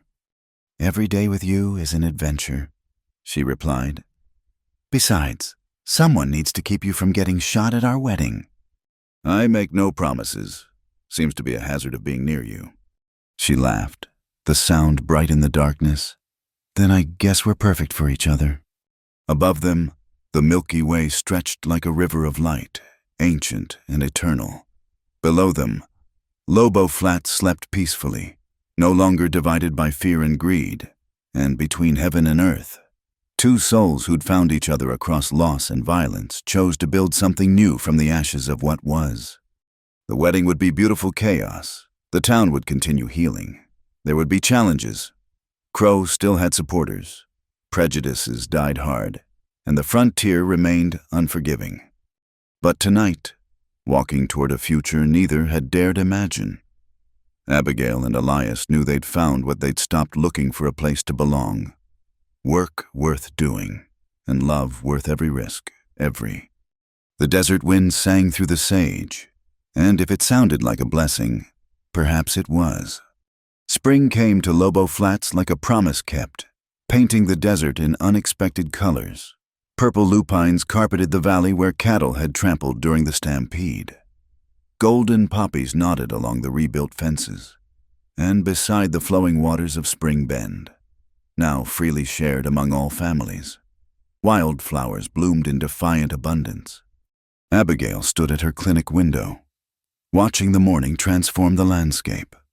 6 months had passed since Crow's arrest, 4 since her wedding to Elias, and each day brought new growth both in the land and in her rounded belly where new life stirred. Mrs. Reed. Owen Dell peered around the door, still formal despite their friendship. The mother in labor, she's asking for you. She gathered her supplies, moving carefully now that her balance had shifted. The clinic built with lumber from the old Crow warehouses hummed with purpose. 2 examination rooms, a small surgery, and quarters for overnight patients. It was modest, but hers, bearing the neat sign A. Reed, certified medical practitioner. In the delivery room, she found Mary Lightfoot, one of the newest residents. Her husband had brought his freight business to town after hearing of its rebirth, drawn by stories of a place where justice meant something. First babies take their time, Abigail soothed, checking the woman's progress. Let's walk a bit, help things along. They paced the clinic's covered porch, pausing when contractions gripped. Below in the street, normal life continued, children heading to the new integrated school. Chen organizing a delivery to his expanded mercantile. Miguel directing work on the courthouse that would soon host its first trials. Is it true, Mary asked between pains, about the standoff, about you facing down 30 men? Stories grow in the telling. Abigail deflected. What matters is that we stood together. Still, Mary gripped her hand through another contraction. Makes a woman feel brave, knowing her midwife has that kind of courage. The labor progressed as the sun climbed. Elias stopped by during his rounds, badge glinting, worry clear in his eyes. I'm fine, she assured him. Both of us are fine. Go arrest someone or whatever sheriffs do. Mostly paperwork, he admitted, kissing her forehead. Miguel caught the Harkins boys putting soap in the water trough. Crime wave of the century. She laughed, shooing him away, but she saw him pause at the door, hand over his heart and their private signal still here. Still grateful, still amazed by ordinary miracles.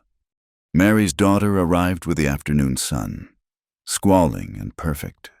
As Abigail cleaned the infant, she marveled again at this privilege bringing life into a world made safer by their struggles. What will you name her? She asked, placing the baby in Mary's arms. Hope, Mary said without hesitation. Hope Lightfoot. Seems fitting for a new beginning. Later. Abigail walked slowly home, fatigue pulling at her bones. The main street showed all the signs of prosperity, fresh paint on the buildings, new businesses opening, families strolling without fear. The telegraph office clicked busily under honest management, carrying news of Lobo Flats' transformation across the territory. But it was the mixing that pleased her most. Mexican and Anglo children played together outside the school. Chen's cousin taught arithmetic using an abacus while Miss Douglas led singing. Atsa's grandmother sold herbs from a stand, her remedies now sought after rather than scorned. Abigail Rosa called from her new restaurant, another repurposed Crow property. You must eat. The little one needs strength. Unable to resist Rosa's mothering or her cooking, Abigail settled at a table. Through the window, she could see the cemetery on the hill, where Thomas rested beneath fresh flowers she still brought weekly. The pain had gentled into fond memory, making room for new love without erasing the old. Soup first, Rosa declared, setting down a steaming bowl. Then I tell you the news. Judge Harriman has made his decision about Owen. Abigail looked up sharply. Owen had requested something unprecedented to serve his community service by establishing a telegraph school for local youth, teaching honest communication in penance for his past deceptions. Approved. Rosa beamed. With conditions, but approved, the boy will make good. He already has. Abigail thought of Owen's testimony, his courage in facing Crow's lawyers. We all have. The afternoon brought unexpected drama. Shouts erupted from the direction of the river, sending everyone running. Abigail arrived to find chaos. The spring flood had come early, catching a survey team on the wrong side of the sudden torrent. The bridge is out, Someone shouted. they're trapped. Elias was already organizing a response, but the raging water made crossing treacherous. Then Abigail saw her, a woman clinging to a cottonwood branch, water rising fast, terror in her eyes. That's Judge Harriman's wife, someone said. She was inspecting the new irrigation plans. Without thinking, Abigail began shedding her heavy outer garments. Hands tried to stop her. Elias is among them, but she shrugged them off. I'm the strongest swimmer here, she said simply. And she's pregnant too. I can feel it the way she's protecting her belly even now. Abigail, no. Elias gripped her shoulders. The current. We'll take her before we can get ropes across. She met his eyes, seeing his fear and answering it with certainty. Trust me, I won't risk our child, but I won't watch another woman lose hers. She dove before he could stop her, the cold shocking but clarifying. The current was strong, but predictable years of desert life had taught her to read water's moods. She let it carry her at an angle, using its force rather than fighting it. Reaching the woman, she found her hypothesis correct, Mrs. Harriman was indeed pregnant, nearly as far along as Abigail herself. Shock had set in, limbs stiffening with cold. Hold on, Abigail commanded, wrapping one arm around the woman while keeping the other free. We're going to ride the current to that sandbar, then work our way back. Can you kick? Together they fought the river, two pregnant women refusing to surrender to nature's fury. On the bank, she saw Elias and Miguel rigging a rope system, the whole town working as one. Chen's cousins formed a human chain into the shallows. Even Reverend Mitchell waded in, praying aloud but also pulling his weight. They reached the sandbar, exhausted, but alive. The rope system swung across, and strong hands pulled them to safety. Elias caught Abigail as her legs gave out, his face a mix of fury and relief. That was necessary, she finished, teeth chattering. And successful. Don't scold the mother of your child for saving 2 lives. 3 lives, Dr. Holcomb corrected, wrapping them in blankets. Both babies seem fine, though I want to examine you properly. Of all the reckless, brave, Judge Harriman interrupted. Having arrived at a run, he knelt beside his wife, tears streaming. Brave and selfless and exactly what I've come to expect from this town. That evening, the whole community gathered in the church, not for tragedy, but for gratitude. Impromptu testimonies arose, and people sharing how the past year had changed them. Pike spoke of finding purpose in retirement, helping build rather than just maintain order. Chen talked about bringing his whole family from California, no longer afraid of frontier prejudice. Owen announced his first telegraph students 6 eager young people, including Maria Santos. "A year ago," Reverend Mitchell said, "we were a town divided by fear and greed. Today, we're a family united by courage and love. If that's not proof of divine grace, I don't know what is." Elias stood, helping Abigail to her feet. She was wrapped in quilts, still warming up, but insisted on being present. "My wife," he began, voice rough with emotion, "asked me once what happens after the fighting stops. I didn't know then, now I do." He looked around the room, meeting eyes. "We build, we grow. We become the place we fought to create. Today proved that. When crisis came, we didn't look for who to blame or who to exclude. We jumped in together. That's our legacy now." To the future, Miguel raised his glass of Rosa's cider. "And to the next generation who'll inherit what we've built." Hands moved to bellies around the room, the Abigails, Mrs. Harriman's, 2 other women newly announced. A baby boom, Rosa called it, as if hope itself had taken root. Later, at home, Elias helped Abigail into bed, fussing like a mother hen. "Promise me no more river rescues, at least not while carrying our child." "I promise to be sensible," she said carefully. "Within reason." He sighed, knowing it was the best he'd get. "I suppose that's why I love you, your unreasonable reasonableness." She pulled him close, feeling the baby kick between them. "Feel that strong already. Like the father." "Like the mother," he corrected. "God help us all." They lay together watching moonlight paint patterns on the wall. Outside, coyotes sang their ancient songs while the town slept peacefully. The territorial newspapers had started calling it the miracle of Lobo Flats, a town that cleaned itself up, that chose justice over comfort, that proved change was possible even in the hardest ground. "I've been thinking," Abigail said into the darkness, "about the clinic. I want to expand at a ward for recovering patients, maybe training rooms for new practitioners. Build something that lasts beyond us." "Whatever you need, though I draw the line at you personally hauling lumber." She laughed, then grew serious. "We've come so far from that day you rode in. Remember the dust storm?" "Best storm of my life," he said softly. "Blew me right where I needed to be." A knock interrupted them, urgent, but not panicked. Elias answered to find Owen, breathless with excitement. "Sheriff, Mrs. Reed, sorry to disturb, but news just came through the wire. Congress passed the Water Rights Protection Act. The one based on our case, Crow's manipulations, led to federal law protecting small holders." They stared at him, absorbing the magnitude. Their fight hadn't just saved one town, it had changed the territory, maybe the nation. Furthermore, Owen continued, grinning. 3 more towns have asked for copies of our charter and integration policies. We're becoming a model." After he left, Abigail and Elias sat in stunned silence.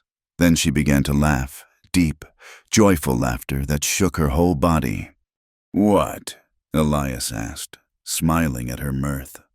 "Us, a drifter and a widow, taking on an empire with stubbornness and shabby idealism. And we won. We actually won." "We all won," he corrected. But he was laughing too.